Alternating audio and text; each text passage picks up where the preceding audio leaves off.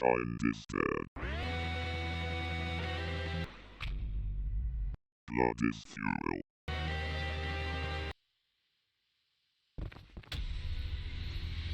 Hell is full. These are the first words you'll see when starting Ultrakill, and they instantly set the tone for everything the game is about. There are many Doom clones emerging onto the gaming scene right now, including the new Warhammer game, Turbokill, Hellsinger, and many more, kinda like how the Soulsborne genre spawned from Dark Souls. Retro boomer shooters is a genre of games that takes heavy inspiration from Doom, with fast-paced first-person shooting, usually accompanied with an older art style. Within all of these boomer shooters, however, one stood out to me the most: Ultrakill. This game was created by a small team of developers and published by New Blood Interactive, the same people who published Faith, Gloomwood, and Dusk. This game was created mostly from the ground up by Hikita with some help from a few friends, acquaintances, and people online who made mods and fan art of his work. In an interview, he stated that the reason why he started working on Ultrakill in the first place was because he was in a game design class and he showed one of his friends a game he'd been working on. So his friend told him that it was cool, but it's not really fun to play. So Hikita decided to completely scrap what he was working on and build a game from the ground up only with what he thought was fun in video games in mind. This game would later become Ultrakill. This game is obviously inspired by Doom and other retro shooters of that era, but it also draws a lot of influence from the Devil May Cry franchise, with there being a style point system that is exactly how it is in those games. The more damage you do and the less damage you take, the higher your style points go up. So basically you get rewarded for being a badass. Outside of its gameplay though, Ultrakill takes a lot of inspiration for its theme around religious topics such as Dante's Inferno and just Christianity in general, which is kinda obvious cause you're literally in hell, so. Dante's Inferno is about a man named Dante traveling through the 7 layers of hell. It's pretty clear to see the resemblance here since different chapters in the acts of the game are literally called layers and are named after the exact layers described in the book. The game plays around with many ideas involving Christianity, like what if God just disappeared? Or what if hell became overflooded since every human is dead? It's super interesting concepts like these along with the insane gameplay that make this one of the most memorable games I've played in a long time. And speaking of gameplay, the movement and combat in this game is absolutely insane. Every second of Ultrakill feels fluid. You're able to slide across the map like butter and wall jump from any surface to constantly keep up your momentum, which is encouraged with the point system that keeps track of your movement and damage. Keeping up with that momentum while you put out as much damage as you can feels so rewarding once you hit the Ultrakill status that there is honestly no other game I can think of that comes close to feeling as satisfying. Even in Doom Eternal, there's nothing that feels as good as throwing a coin in the air and then ricocheting it onto enemies' heads while moving 500 miles per hour. Wow! And this doesn't even begin to touch the surface of depth that is Ultrakill combat. Every weapon in this game flows perfectly within any other given weapon. Want to blow an enemy into the air and parry a shotgun into his face? Yeah, you can do that. Want to shoot a magnet into someone's stomach and rocket ride it towards them like an Al-Qaeda terrorist? You can also do that. This game rewards you for trying these new things, and has so many ways to approach situations that I didn't even know a lot of them until I was making this video. And as I went further into the combat system, I realized just how much I didn't know about the game, and how the combat alone could be its own entire video. And what makes this combat even more fun? The level design. Each act has 3 layers. Again, with the theme of Dante's Inferno going on, they're all named corresponding to the layers that Dante travels through in the book. And each of these layers gets the theme across perfectly, with Limbo looking like it's almost familiar but remaining completely unrecognizable. Your area around you looks like a home, but just outside of the border is a colorful nothingness. You're somewhere and nowhere at the same time. Lust, Greed, and Wrath are probably my favorite layers as of right now though. Lust's color palette is just super cool to look at, but also invokes that feeling of being in love, but in a more darker way, whereas red is usually used to symbolize pure love. There is also an enemy introduced in this layer called the Mind Flayer. This is a super deadly machine that's incredibly dangerous. It managed to gather Hell's energy to build its own body. However, it's more concerned with its body than anything else. The description even states it will protect its naked body even if it means destroying itself in the process. This is a machine that values its looks over anything else, even its own life. All of these levels do a really good job of filling you with the emotion towards the theme. I mean, literally the very first stage of the Lust section is you walking towards a very erect tower. The Greed and Wrath levels are just as good too, with the color palette of Greed being golden and the main boss being Sisyphus, a man in Greek mythology who damned himself to a life of torment simply because he wasn't satisfied with the amount of time he'd lived and wanted more.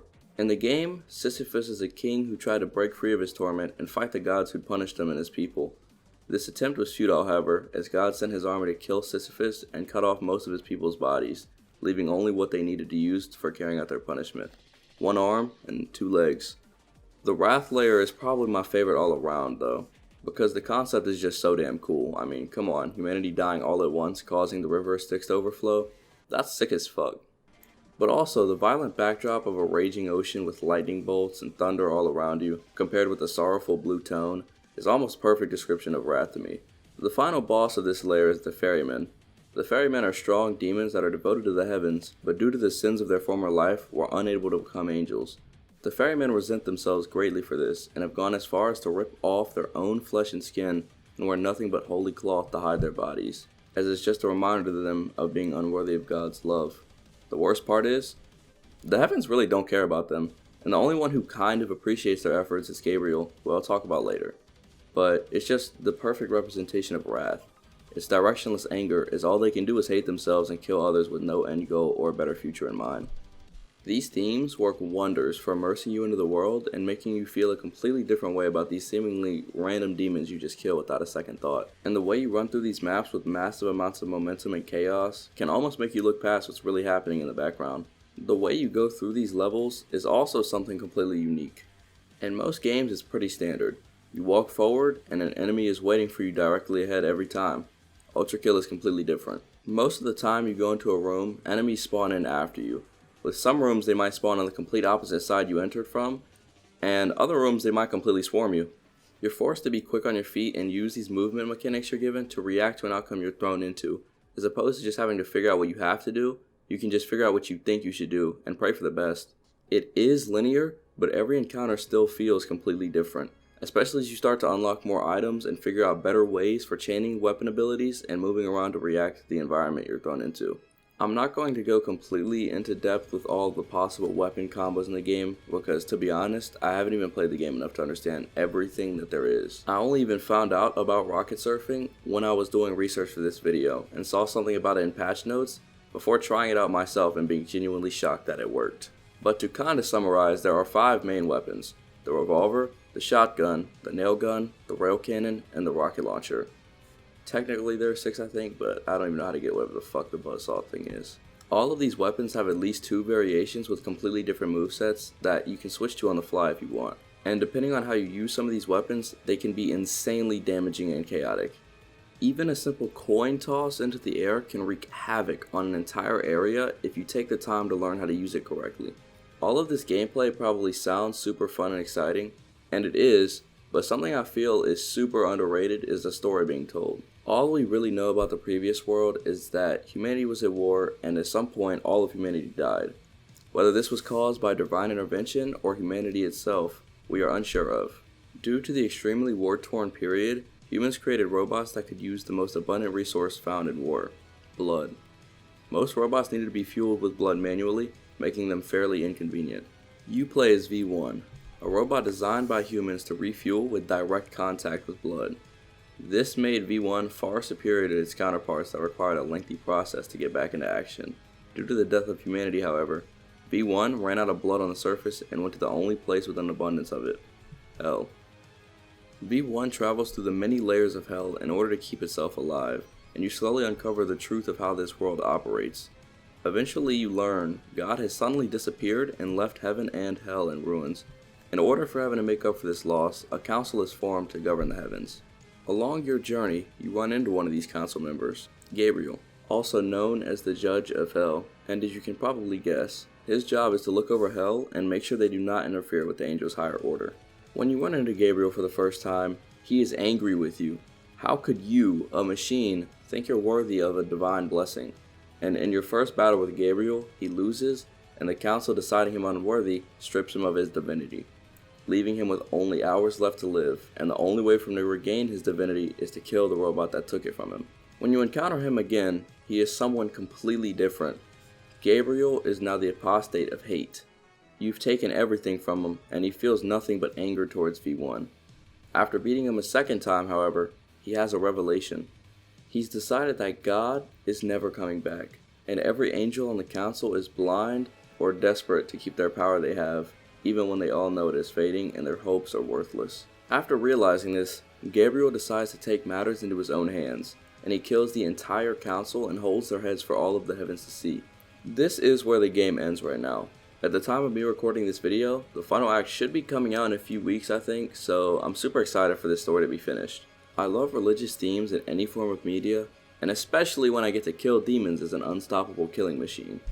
That was kind of a lot, so fun fact about this game, it has official butt plug support. So if you ever wanted to know what it was like to have demons coming inside you, you can, I guess. That was definitely the craziest thing I've seen while researching for a video like this, so it would honestly just feel wrong not to put it in here. There is still a lot more of this game that I haven't talked about here. Like, I didn't even cover King Minos or the cool lead up to Gabriel, or V2, so I highly suggest you try this game for yourself. It's only $20 on Steam, and for what you're getting, it's definitely worth the price. My hands shall relish ending you here and now!